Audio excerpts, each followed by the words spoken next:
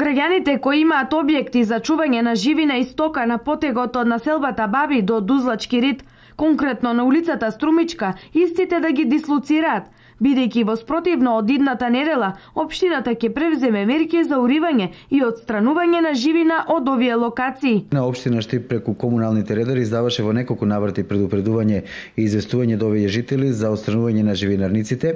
Исто така и објектот барака која остана единствен на улицата Иво Лола Рибар, чиј собственик не се јави на објавата за отстранување, ќе биде отстранет од страна на општина Штип. Со ова се согласуваат и граѓаните. Кој животи у градот мора да се чува, мора надвор да бидат на периферијата.